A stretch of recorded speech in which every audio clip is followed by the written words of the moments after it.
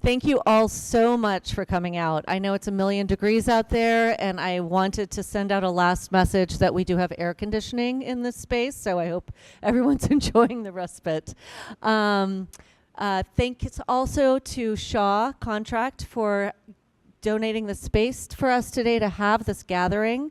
And it's just so wonderful to be here. Such great friends to, open up the space and let us come and be hospitable. I also want to say thank you to Chris Malfi back here, who is, there he is. Hi, Chris. Yeah, he is creating this amazing mural here in real time. So thank you so much. So everyone, again, thanks for joining us. My name is Jenny Shears. I am with StarMaps Creative PR and Partnerships, and it is just such a privilege to be here with this group that we've assembled here. For me, it's a little bit of a homecoming with a lot of these people that I have been so privileged to work with, alongside, and be in admiration of throughout many years, to see them in all these different iterations. And my new friend John here, who's the newest member of my friend and colleague clan. But so before I do introductions and start the panel, I want to just quickly let you know that we're going to have a conversation here with this group for 30 minutes or so. Then we will open it up for questions. So please keep that in mind. We'd love to hear from you at the end of this discussion. So starting off, I would like to introduce, I'll start from my left here, Mr. Walter Craven, who is founder of Kabin. And then we have Winka Doubledom, who is founder and partner at Architectonics, and more recently also president of SciArc. We have Julie Lasky, who is just a voice of design in the world here. I've known her for many years, and she's worked at so many amazing publications, and most recently is a contributor to the New York Times as well as other publications. And then we have John Cruz, who is design director at Shaw Contract. So, we've got a spectacular panel here this evening, and I'm really excited to get this conversation started. And what are we talking about? We are here today to talk about design and the crisis of privacy. And I'm going to let this panel speak on it because they have so many amazing points. But I just want to quickly set the stage for, the fact that we are all set in so many spaces where distraction and noise are at a maximum. And, we are needing to produce in these spaces. Privacy is often at a minimum. Add to that this 24-hour always-on cycle of work, and it just leads to what we're dealing with now, which is a lot of unhappy workers and a lot of people that are feeling breaking points in the office and at other points in their day and their lives. They're expected to get things done and have no place to really sit and focus and do it. I just want to throw out a couple quick stats, and then I'm going to turn it over here, just so you know that this isn't just a feeling that we're having and that we're all having, about this, that we're seeing really hard data on this. In a 2019 research and a survey of 1,000 workers, 76% disliked open offices. And the same survey, they reported a 32% drop in employee well-being and a 15% decrease in productivity. Now, Architecture Daily summed it up in one piece that I read in a way that I really loved it.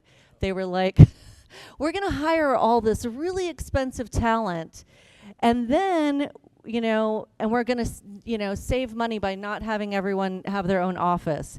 So yeah, we're going to spend a ton of money, an ton of money on, talented people, and then put them in an environment where they're constantly distracted. Like, that's going to work, so that's kind of where we are today, and it's only gotten worse through COVID. So, which kind of leads me to one of the things that sort of started this panel and this whole discussion here, and that's Walter's experience with that, dealing with this in during COVID.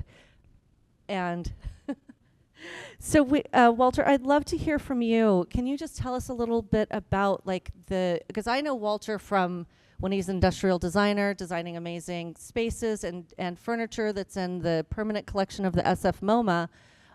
But what led you to found Kabin? I think everybody can relate to this. It's lockdown We're at home. We're navigating this new world of we must stay home, we can't go to the office, we can't commingle. That's exactly what happened in London. I live in London, and so we're in a hard lockdown, a really hard lockdown. You get arrested if you go outside. You might get a ticket, but you're going to get arrested. Everybody's inside. So 2 kids are homeschooled at the front, at the kitchen table. My wife's an oil painter, so I'm smelling oil paints. Dog is barking at the postman. It's just chaos in my little flat in London. And the business that I started, which allowed me to have a visa to go to the UK, just got shuttered. It was considered non-essential because it revolved around people and bringing people into spaces and working together. So that was out the window. So what brought me to Kabin? Desperation. I was distracted in my own home. I had no defensible space. I may have had my bedroom, but it's not my bedroom, it's my wife's bedroom with me. My dog, well, the dog owns the house. Kids are arguing at the table. So what I started to do was I started to look at what is my space? What does that look like? What is a defensible space? What makes me feel like I belong? And I built a prototype after maybe 6 or 7 books of reading psychology and Lily Bernheimer, The Shape of Things, and how spaces affect us. I built the first cabin in my front room out of cardboard, glue, and string. And I put a wobbly old garden chair there with a piece of rotted plywood and my laptop, and I discovered a feeling. I discovered something. I was focused. I felt like I was in a little cave, a little place that was my own, defensible space. And that was the start of Kabin. I discovered a feeling. And so can you tell us just a little bit too, since Kabin's come in, I had these metrics about how just challenging and dire things are, but since bringing Kabin into some of these spaces, what have you experienced? What have you had reported? Well, I'll tell you what other people report. They report that they feel more productive. There's actually a space they want to be, not have to be. But the biggest thing that we found is that people don't realize that they don't have one safe, productive space anywhere in their environments. You mentioned the open plan office. Okay, that's not going away. That's something that's going to be here. We're going to try to modify it. We're going to try to spice it up. But where are the spaces where people can retreat, reset, and resume? So what are we finding? That people don't realize what they don't have. Yeah. And then once they get it, they're like, oh man, that feels different. That feels good. People are happy. People are coming back into the office. People are actually fighting over space again. So productivity and performance in a space are amplified by the spaces that influence us. And we need these spaces. That's what we found. Now, Winka, now I know that you come from both an architectural perspective on this and, as Walter has mentioned, this return to work. You're both working and an employer. So I would just love to hear a little bit about your perspective of both what architecture, how that's responding to this crisis, and from an employer point of view, how do you manage this? How do you manage this need for privacy within spaces that we've been sort of handed, this open office and other busy spaces? Yeah, it's an interesting question. I mean, having said that, at SARC, we all have our own offices. Because of this, a lot of confidential information going around with student funding and like psychological discussions and student problems. And so everyone has offices. But I think also it's interesting because I was thinking about our own office architects. We architects, we are very focused, and I think we work in a space, but we don't actually notice the other people.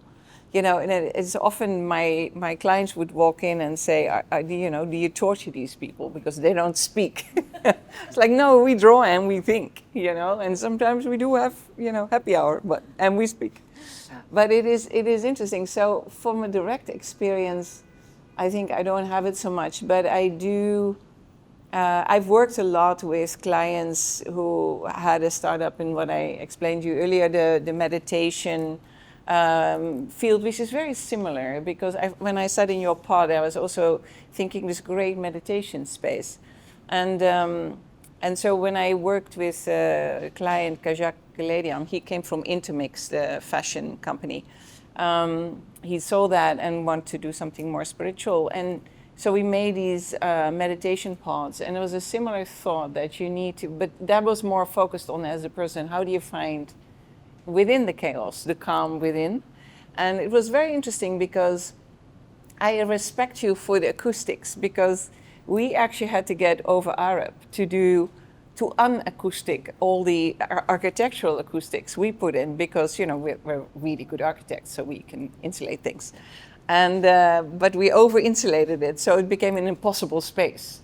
You could hear everything, like anyone would have a tiny different way of breathing, and you'd be like very distracting. So we had to get over Arab to help us with a more human version of acoustics, which you manage very well there, I noticed, and that is interesting. I think that even silence can be also distracting, and it's really mitigating between the right amount of a little bit of sound and quiet. It's a balance. Yeah, it's a balance. It's not necessarily just insulating it, which, in our simplistic version of architecture, you insulate the hell out of everything, which I like to do personally. What about with the students that you're working with? What is their approach to working environments and coming into these? Do you see any difference in this next generation coming into the school space, the office space? How are they dealing with this? Yeah, it's an interesting question. I mean, the students are always overstretched, I think, because there is huge amounts of pressure on them, and so they have definitely a need for calm. It would be good there, I think, but in general, 450 students later, it would be a line. But I think there is that moment where they need their calm, but I think they find it by just putting ginormous ear things on their head. And just really focusing on their little area in front of them, and just really zooming out in their own little environment. So they're pretty flexible, I think, in that sense. And they work together a lot. So they're also collaborating a lot. So I think it's a little less, I would say, students are more flexible. And if they need release, they just go out with their friends. That's more or less, if you're younger, that's an easier version. So, Julie, I would love to speak to you. I mean, you've just, come back from Italy looking at 1,000 different iterations of design and speaking to so many people, and also here at ICFF with visiting all sorts of events and producers and panels and everything. And I'm just curious from a broader cultural perspective, I'd love to hear your thoughts on what's the conversation around this, around dealing with this issue, mental health issue, and everyone, stressed, and design's approach to, how do we respond? Yeah, it's a really interesting situation that there are certain cultures that are very good at working in open spaces. I think architects are. Everybody's there, including the principal of the firm. They're all sitting at desks and they're working with each other, and they are very wired in. The newsroom is another really good example. When I worked at the New York Times on staff, and you're working in this huge open plan space. Now, I'm not saying it was perfect. People learn and adapt to being very focused. And one thing that was also true of that situation was everybody was gone by 6 o'clock. When you're working on a daily newspaper, you're there for a fairly long period of time, but it's not like the demands that are being made of many, many work environments where we're supposed to be working endlessly. The most challenging environment is the home. And I think, Walter, you mentioned, the pandemic, all the issues about carving up a space within the home certainly are not going to go away. Now that we have the technology and we have the rituals that enable remote working, we have the massive challenge. And I personally have experiences. I do it right now because I now work out of my living room in a corner. And when my family comes through and my dog is barking, they don't know the difference between me being, I'm just sort of like surfing on the web, or I'm focused on finishing on deadline. There's nothing about my body language that tells them that. What I need from Walter is a light overhead that's red that says, don't come anywhere near me and ask me absolutely Just give me your nothing. address. I'll send it tomorrow. Thank you. Pretty simple technology, but I mean, it's just that, there's a lot of, there's a problem when the cultures of what's going on in the space are combined. When everybody's working in the architect's office or the newsroom, we're all doing the same things. When you're working in my living room, everybody has a different agenda and it's being mixed. And that becomes a very complicated situation. And John, you're coming at this from a materials point of view. I would love to hear how materials are responding to this issue of, sound, privacy, and personal space. Like, what are you doing to help mitigate this? So I've been in the commercial product development. I've been with Shaw Contract for many, many years, and I spent 5 of those in residential right after COVID. So we saw something very interesting happen where the home was continuing to open up. And then I think because of the perception of cleanability, everything went hard surface. Everything. And then we started to see this demand for soft surface creep back in, mainly for this feeling of coziness, tactility, but also creating zones in the home where you can designate space. So while Shaw Contract, we haven't figured out, we don't do walls yet, except for porcelain. We do think about how when we develop products, we think about them in systems and solutions, right? So we were just looking at some palettes of products over here a little while ago, and you think about these layered spaces. Each type of flooring has a different function. It creates a different zone. So, while I was thinking about this panel, I was thinking about a lot of the feedback that we've heard over the last several months across all segments.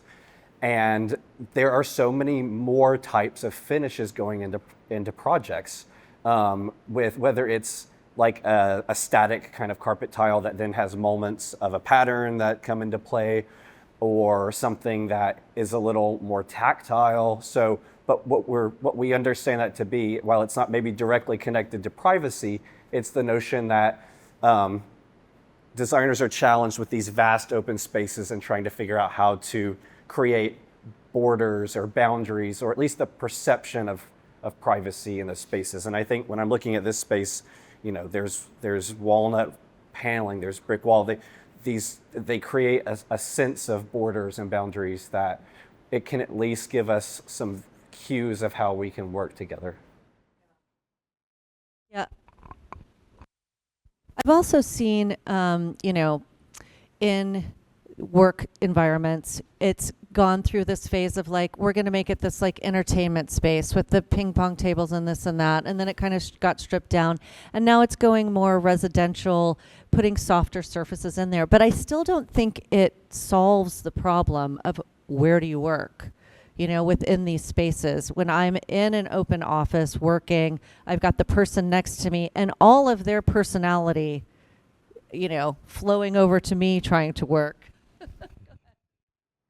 So I want to let everybody know that this crisis of privacy isn't just in the office. No. As a matter of fact, the crisis of privacy is now everywhere. So it's in hotels, it's in railway stations, it's in airplane lounges. It is everywhere. It's people looking over your shoulders. It's people listening to your phone calls. The crisis of privacy isn't just relegated to the office. So we build infrastructure for trucking, for bringing goods and services into Manhattan. We have infrastructure for data, Wi-Fi and cell. We have infrastructure for food. If you want on demand, you have transportation with Uber. Want on demand, you have food, right? With Deliveroo or whatever it may be. And even Airbnb. So you have housing on demand. But where is the privacy on demand? Where do I go when I want to take a private call at an airport? Where do I go when I want to, we can talk about this as well. 40% of the people in this recent report have cried at work.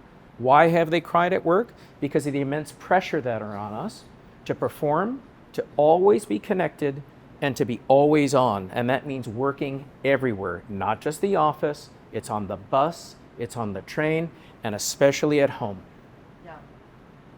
So the crisis of privacy is everywhere. It's global. It's not just the United States, it's worldwide, and it's not going away. And it's causing a health crisis that's affecting everyone's work here, that's affecting everyone that's sitting here. And unless we recognize that we need these one, or just a single safe place for a couple of hours a day or a couple of minutes, we're going to stay in this maelstrom of just dissatisfaction and despair. And it's getting worse and worse and worse. That's a happy note, huh? So I'd love to, Winko, when you're working with clients, is this a concern that they're having as they're building, new structures? I know the sports complex and entertainment complex that you worked on in China, was there any notion of that? I know, because we're there for events, but you do need to go and take a call, or you do need to do something. How do you seeing clients? Are they responding to this at all, or are you having to push that notion to them to think about this of private spaces within public environments? Yeah, I think the stadium that now is a concert hall is a different environment. I think because people come for an event and they don't tend to really stay much longer except for a drink in the break. So I think they're not so much. But I mean, if we work on larger buildings like here in Manhattan, where you have condominiums and retail, or often restaurants and things on the ground floor, which is the worst thing people are scared of, then of course, for us, the major concern is that, you can close a window and not hear traffic. Or I remember when I moved from a loft in Soho, where I heard everyone, up, down, left, right, whatever, bar across the street, to a building I built myself on 497, and I sat in the living room being kind of spooked out because it was completely silent. Are you insulating again? I insulate the hell out of things. And I literally opened the window To get some sound in. and just was like, am I crazy or what? And then was like, wow, it's there. And then closed it again. And there was a revelation because you're right. I mean, you realize, having lived in Soho, hearing everything and clanging pipes, and this AC is already driving me crazy. I'm a silence person. So it's interesting that these things that are, you don't notice, but you do notice, because it does stress you out on an unconscious level. And I think in that sense, that's a part of the crying, because people don't know that it's building up, and then at some point you'd reached the max, and that's when it comes up. So I think, as architects, we're hyper aware of not only, I like to think of buildings as living environments that are very similar to how we are. So not too much concrete, more living materials, absorption of sound in a much softer way also, to sort of mimic how we are, so that building is breathing naturally. And so even the big stadium now, concert hall, I keep saying that, but it's kind of fun. We were asked to design a stadium for the Olympics. Well, we designed a concert hall that we loaned back for 2 weeks to the Olympics. So the city now has a concert hall. That's why I keep saying the blah/blah. But yeah, I think that was a big concern, that the building would be breathing naturally. And so we reduced all the air conditioning to just the under seats of the viewers, the visitors. Also because it was a stadium for ping pong. And the tiny balls cannot have this amount of air moving, because, you couldn't win, essentially, the Olympics in ping pong, which I didn't know existed, but in China it does. But it's interesting, these things, like you start to realize, and therefore that space is also extremely quiet, because you realize there is no sound like that. It's just a little bit of air coming, because if you put it right under the seats also, you need very little power, very little blowing energy, let's say. So it's interesting, yeah. Julie, you mentioned the red light that you need above you, and we've talked a lot about sound privacy and also visual privacy. What else do you think we as humans, especially when we're trying to be productive, what else do you think that we need for privacy? Like, what do you need? Data privacy. I mean, it's a whole other thing, but Walter, you're addressing that as well. You're talking about in your own notions of privacy. But it's all part and parcel, this feeling of being exposed, overheard, seen, but not seen in the right way, seen in your worst moments, vulnerable, because, it's interesting when you're talking about the statistic about crying, Walter. I was thinking that, is it that we're crying more, or is it just that we're being observed to cry more?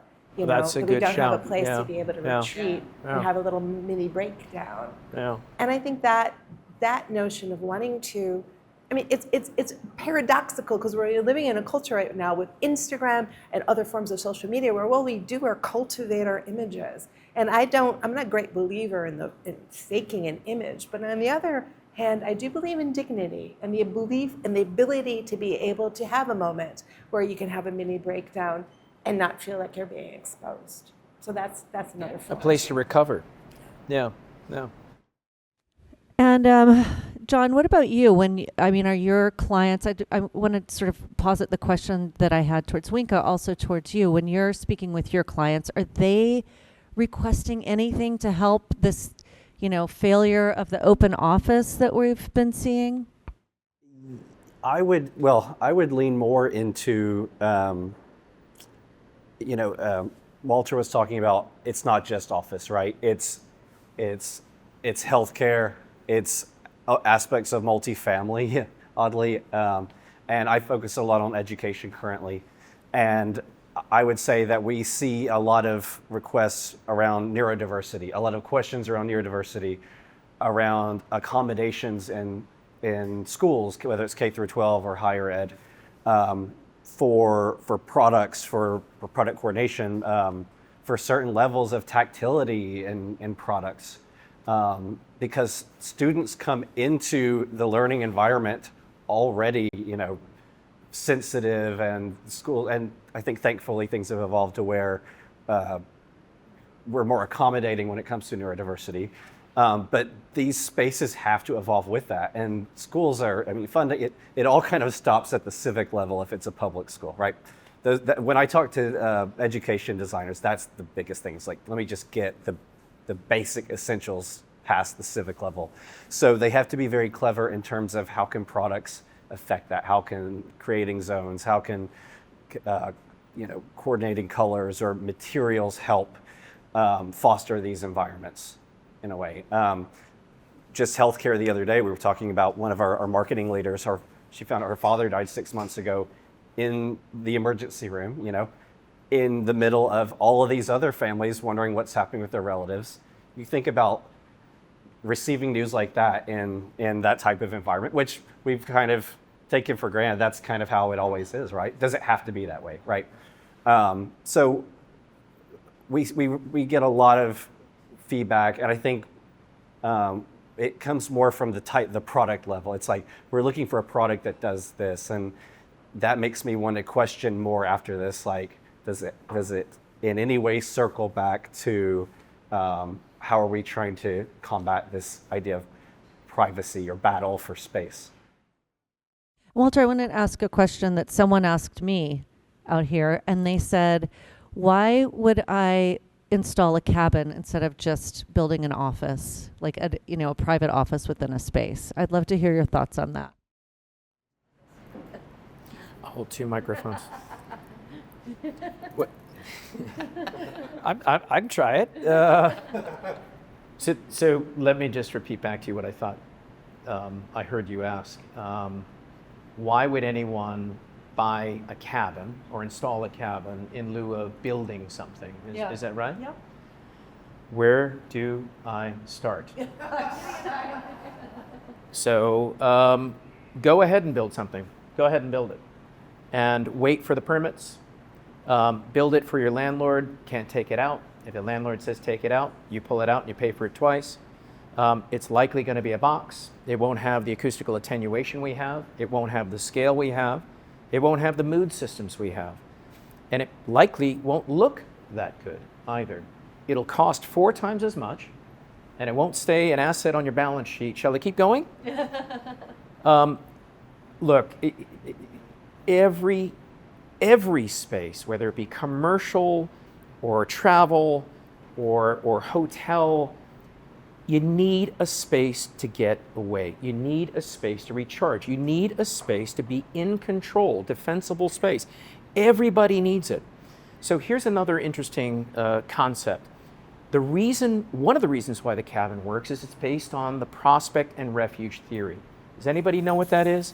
Prospect and refuge theory, everybody's got it ingrained in them right now because it's from caveman days or cave person days where we kept our backs against hard surfaces so that we felt protected and we scanned for opportunity and risk. And it's the reason why everybody in here looks for the space against the wall or the booth in a restaurant. Everybody does it. And that's the feeling that you get in a cabin. So go ahead and build a square box in a corner, but you won't get that feeling. That was built with people in mind, not tasks in mind. But we recognize that the crisis of privacy is an epidemic. We're losing it every day. Some places we never had it, and so imagine that, where you never had it, and now it's even getting taken away from where you didn't have it before, you didn't expect it. Yep. That hurts. That hurts. Who asked that question? So I want to just bring up one more point, and then we can turn it over for questions, unless anyone from the panel also has something else they would like to add. But I'm just curious, I'd love to hear from each of you. You know, if we can kind of think 10 years out, what do our public spaces, what would we like them to look like if we could build more space for privacy and more space for both interacting with others and having space to just have a moment alone? I mean, I can relate to so many things that have been talked about here. Getting bad news in a public space, trying to take a conversation in a public space.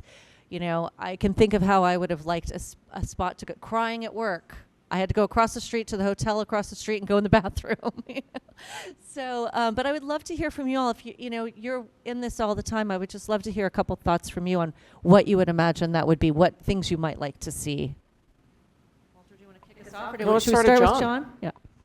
Yeah, I think ideally the idea of layered spaces comes to mind, and I start by thinking about, when I think from a product level, how all these things come together, and I love seeing material palettes and how the synergy that's created between them. But when we think about how those translate into a space, I don't think the openness is going to go away, but I would hope instead that there are solutions like Kabin or other things that can be built and be flexible in these spaces, because the space always should be a reflection of the culture in that environment.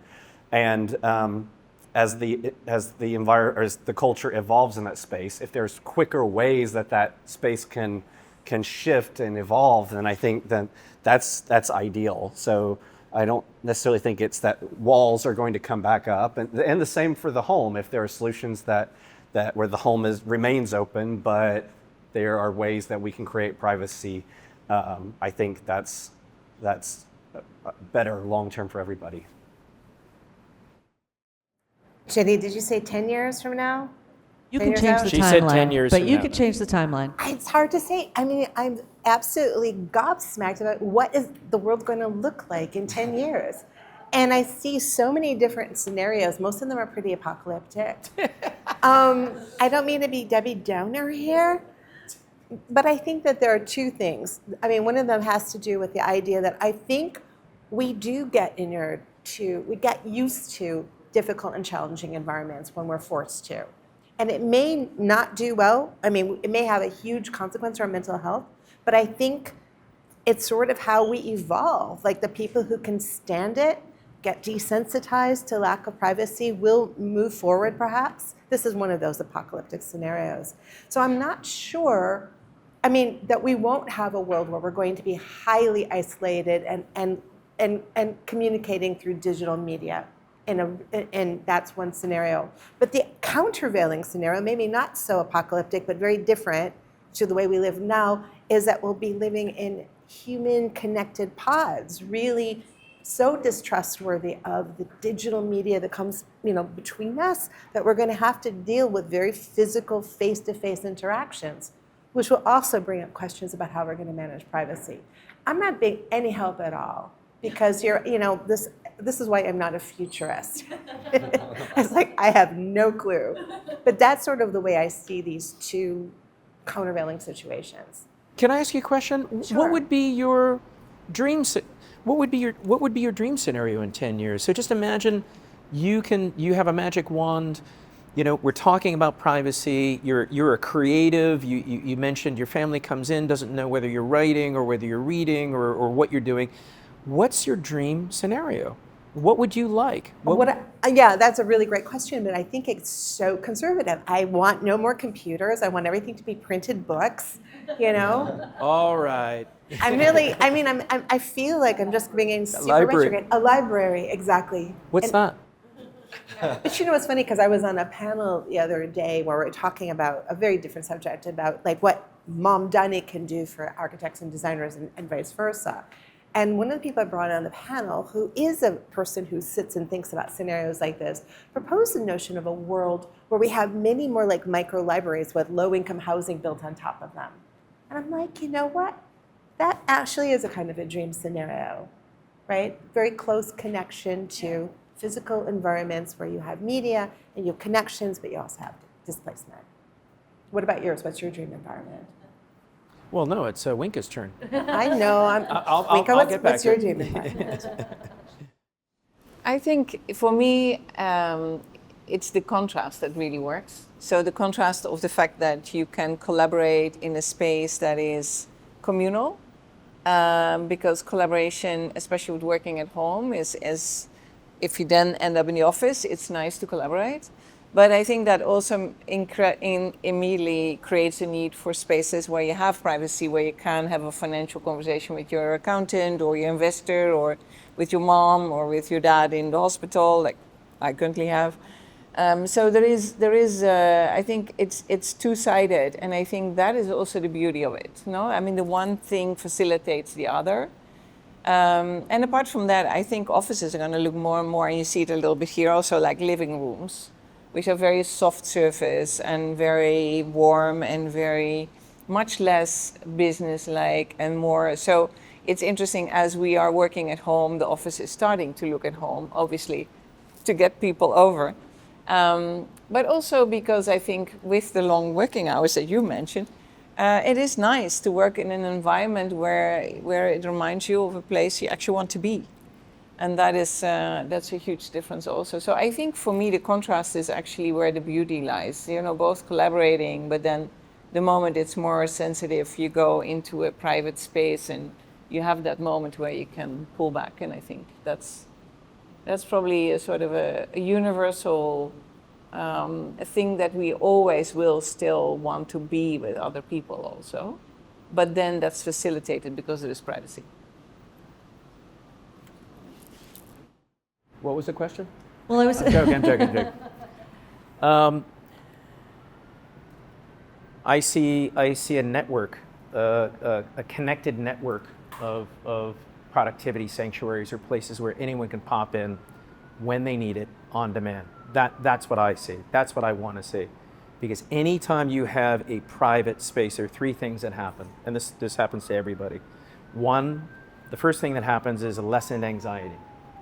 Two, heightened productivity, availability of focus, allowing yourself to focus. And then three, you get it done in a faster amount of time. So what does that mean when you get it done in a faster amount of time? You're more productive. You go home to your family. You're not sitting in the airport or in the lounge or in the office till 10 o'clock at night. And so that's what I would like to see. I would like to see more performance sanctuaries or places where we can retreat, reset, and resume, where we can just go home, spend quality time with our family, we can get the work done, we can get it done more accurately, and be less stressed. That's what I'd like to see. I'd like to see that as well. I want to get to home at an early hour. So I would like to open it up for questions from the audience. If anyone has any questions about this topic or, others to ask to this amazing panel. Okay, I don't know how this. It's on. Okay, it's on.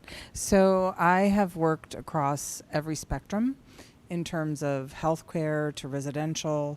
I've worked in corporate and private. And I think the success of what you're talking about in the private realm is the idea of threshold. When you're in the house, the only way you're going to get privacy is that smaller space. It is your womb. And I think it works really successfully there. I could also see this in more urgent places like healthcare, where physicians and doctors are constantly having to update their work, patient information, and they're walking around with these wow carts, which are kind of a nightmare. I worked on the cancer center at MSK, and we purposely carved in areas in the hallway to create private spaces for doctors to work or to have that one-to-one familial conversation. So I think that's very successful, and I could see that application being really strong for you. When I think of co-working, having designed quite a few, those spaces are monopolized. And so I think there's a challenge there in a way. And also in terms of tasks, one of the big things in New York was every single office had to have a lactation room. And so we actually worked on one, which was very similar to what you're talking about. And I would like to see those kinds of tasks accommodated, both acoustically and productively in what you're doing. I think it's a fantastic model for that. And if you start thinking about the tasks that need to be accommodated in that, like for architects, we draw, we don't always type, or if you're lactating, or if you're doing things that require maybe one more person or a bit more room. I think those are both queries and challenges for the product, which I'm excited to see how you're going to solve. So I just wanted to Fantastic notate comment. those. Thank you. Yeah, fantastic. Yeah, I was quite interested when I read about the crisis of privacy, how you can also think about it the other way around, right? I also think that there is a crisis of privacy in the sense of, people actually not being able to work collaboratively anymore because they are so used to work in private, either with headphones or from home. And what I've seen in workspaces, especially in workspaces that have gotten rid of private offices altogether, and not even where people don't even have their own desks, but you basically just grab your laptop and you find a place. And there is this concept of basically having environments that fit the task, that there's another aspect to privacy, which is territory and ownership. Right, which I think actually especially in an office space, that is something very fundamental. So I wonder how you would actually address this in an office space. You mentioned, for example, that the pods that you would put in an airport, they are in a VIP lounge, right? They're not in the public space because then it's, they are already in a privileged area where you don't have several fighting for this. But ultimately, that would be one of the challenges that I would see. How do you actually distribute this? How do you resolve the idea of ownership, or what Winka mentioned with how she likes her space to be? That has something to do with having ownership of it in the way how you can actually determine how it looks like, right? So if everybody would want that kind of space available, would that actually be possible in an office environment? Sure. Well, okay. Hey. I'm speaking now. It's a great question and great insights, and there are a lot of questions there. But you talked about adaptability. You talked a little bit about Winka's preferences, and Julie has preferences, and John has preferences. So we try to design products that are flexible, that allow you to control not only the sound but the visuals in the environment. But from a designer standpoint, and I want to step away from the bigger topic and more maybe a product conversation just for 2 seconds. is that that has been designed to, like your tastes change every 7 years, you can change that every 7 minutes if you want. Every panel on the outside of that changes in 15 minutes. You call me up in a year, I can change that to a black, a red, a pink. If you sell your company and it gets branded and the new owner wants to change it to a blue, we can satisfy that. If you make a stain on the inside, you can take the panel out, you can either wash it or you can replace it. So we can accommodate those changes over time. But control, agency, ownership of the space is really, really important. And so you have to find that middle ground, and I think we did. We made it so it's a bit wider so people could move around, because some people like to move around. Other people like to just sit and they like to perch, and they're there for, hours at a time. There was one other thing you mentioned, and it was a play on the reversal of privacy, right? Just remind me of that one more time. I wanna. Well, I can see that with my kids, that after COVID and running around with headphones 24 hours a day, that they their crisis of privacy is that they don't even know how to operate collaboratively anymore, because they start from a space of personal privacy, basically being in their own pod and interacting from pod to pod. So I think I get what you're saying, but I think we need to find out, or at least ask, what kind of privacy are we talking about? Are we talking about physical privacy? Are we talking about emotional privacy? You're talking about a privacy that most kids enjoy because they go into their own world, or people at open plan offices, they go into their own world just because they don't have those distractions of sound. But they're still affected by the person sitting next to them. They're still distracted by that person. Your children, everyone needs a space to retreat. They just don't know it yet. That's human physiology and psychology. Every human needs a place to retreat, reset, and resume. They'll find out. We all found out, one way or another. God, I feel like a bummer up here. I'm just like, oh boy, it's. Any other? Yes.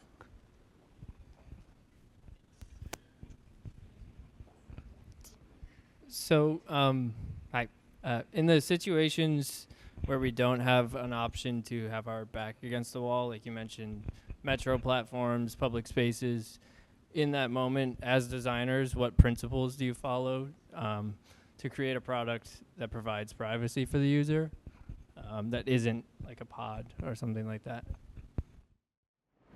I think the question is there an alternative to a pod? Is that what you're saying? Yeah. Yeah, of course. Yeah, absolutely. Winka can talk about that. John can talk about that, because it is about materials. It is about spatial relationships, our relationship with the space. It's about light.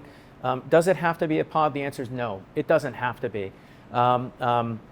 It just so happens that this is the best, most flexible thing we could come up with, and it's being widely adopted now. It's in the lexicon, the design lexicon.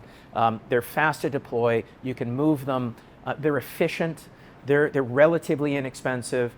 That's why I do this, or one of the reasons why I do this, at least commercially so. But I think we should hear from the architect and the other designers here that question. So what other spaces? How can we create this feeling of our back against the wall? I mean, that is a strong emotional connection to space. Yeah, I think, this. What I like about the question is many different things you can be looking for, right? So I think in Justin's case, kids need to lose the screen and kind of start to get into the world.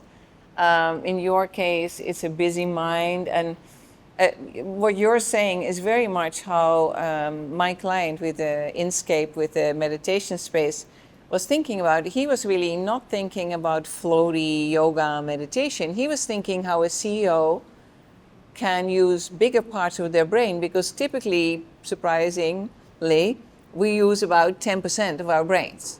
We have 90% accessible. So he found out that if you meditate, it's very easy to access more. I wouldn't say 100, but there's more accessible, and that's what you're also talking about, a moment of silence, no screen, no telephone, and just stopping everything will allow you to access huge parts of your brain, greater happiness, much more calm and measured behavior, better mood. It's actually stunningly effective with just 5 minutes often. So we get a lot of questions for meditation environments that are small, even smaller and portable, which is somewhere between a pod and a chair. If you open it up, it's more a chair. So we've worked on very light versions. We've worked for people in Tokyo on a 2-person pod where they actually want to have mini meetings or a mini meditation or a mini reflection or whatever, but 2 people. So it's almost love seat like, it's like how the old little sofas used to be. So I think the questions can be very different for different reasons, but they all come down to the same effect, that if you are able to sit with yourself without outside pressure and you come, down to where you are, you know how you feel, where you are in the space, how you feel about other things, and you have a moment to reflect that, your life is basically, your brain capacity is doubling and your life will be a lot better. So people are becoming more and more aware of that because the pressure is so huge on all of us, and we're constantly, I'm walking around from the airport with a suitcase and a dog and a bag and a few other things, and I'm trying to call the car service that's outside somewhere. And I realized it was the most stupid thing ever because everyone is on their phone. So I'm kind of growling at people around me that are bumping into me with their phone, but I'm on the phone, So you realize how insane sometimes these situations are and how important it is to say, I can actually call this person probably by just stopping for a moment and sitting on the bench and calling that person. So yeah, these are realizations you go through, but I think that's also when you design something. So the question can be very different. Thank you.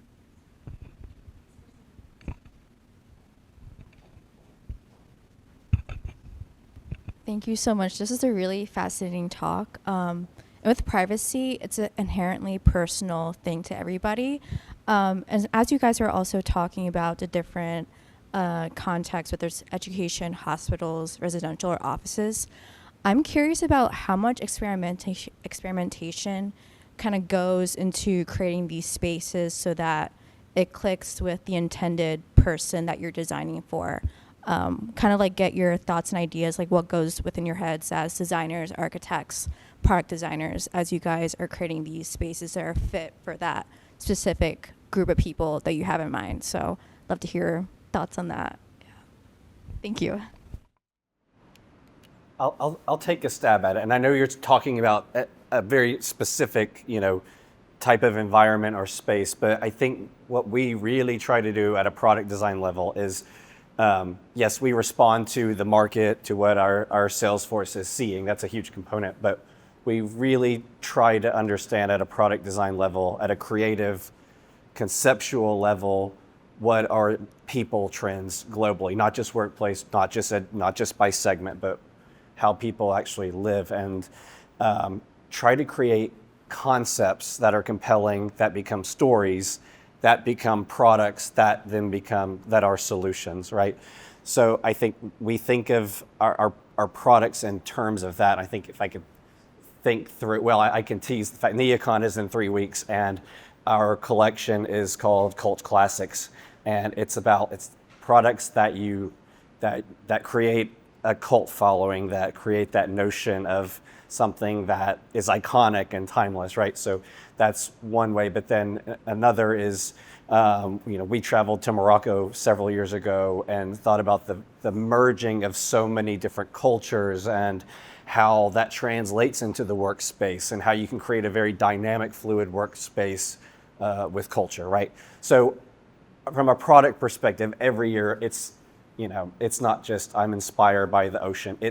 We really try to think about solutions that are stories that are compelling and that resonate, because it's not just about putting the product out. I talked about these landscapes of products, but we really go the next step, and we enjoy going the next step. We develop the product, but we love to create the photography to show how that solution should be used, how it should be used with products from a few years ago, how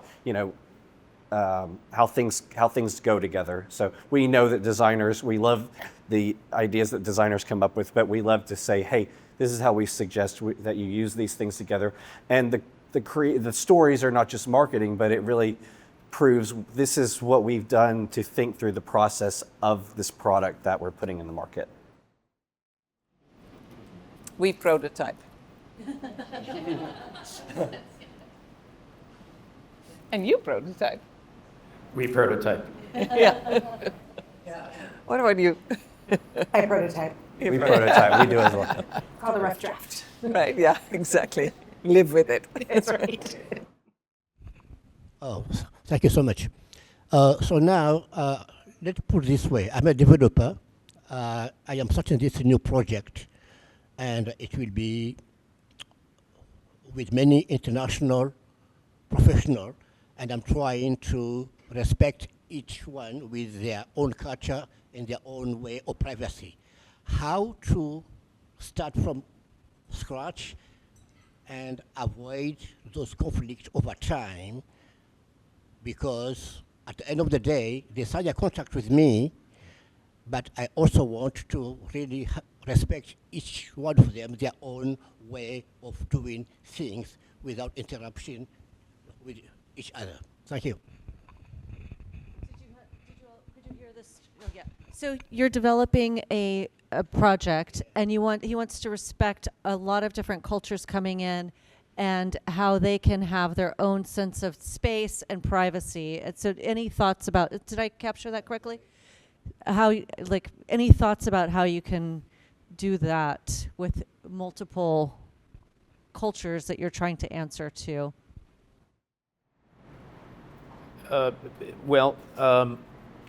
First thought that entered my head was find the commonality, find the common ground.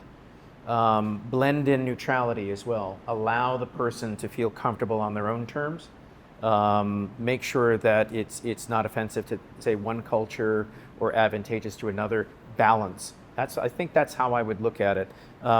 Flexibility in materials. If there was a project that was in the north of the country that needed to look differently in the south of the country, I would investigate how we could employ different materials from north to south or east or west. I mean, the bottom line is you're not going to make one product that's going to fit everybody. It's not going to happen. I can't do that, and I'm that's not really the goal. I've often built and designed products that allowed the person to interpret if they like it or not, or if they could control it. So brighter light, direct the light, different media inside, different sounds, and I think we've done a pretty good job at it here. With this particular version of Kabin. Yeah, some basic human elements. Winka, please. Yeah, I was just gonna say, it's the human condition, no? Like, in essence, we humans are all pretty basic in what we need, what makes us feel comfortable, where do we thrive, where do we get stressed. So, not to say that everything should look super neutral or even the same, but I think you can make spaces that have just a level of comfort and conditions of space that are making humans, as a person, like, really comfortable. And that doesn't have to do with style or color, but it has a lot to do with shapes and materials and some sort of, like, environment that makes people feel comfortable. And I think I actually really love thinking about that. I had an Indian client, or we had an Indian client in Philadelphia that we designed a restaurant for, and his request was not to make it Indian. But what's really interesting is that I thought, but there's so many beautiful things about India. So I started designing Indian without making it look Indian, which I found was, like, a really great way to think about it, no? And in the end, we did put in a few antiques, that I chopped up to make it look less Indian because he didn't want that, and made these kind of really great constructs in space that had this really weird mixture. But I think it actually really worked because one person walked in, it was a big opening and lots of people, but a person came to me and said, I have to compliment you because I walked in here and I feel transported in another realm. And I was like, wow, that is the most beautiful way of saying something, no? And so it's possible to make something that is kind of universal without looking abstract and boring, right? So it's possible. You just have to kind of really flow with it, I think, if that's the thing. All right. Any last thoughts? I want us to be able to wrap up and have a few more, some time to chat. And please come up and speak to the panelists one-on-one. I also really want you to please check out this beautiful presentation from Shaw here and step inside one of the cabins and experience it. It is quite a remarkable piece of construction. So. But thank you all so much for coming. Again, thank Shaw Contract for the space and for lending their talent. And everyone say hi to Chris and take a look at how far he's come during our talk. Thank you, so everybody. much. Thank you. Thank you.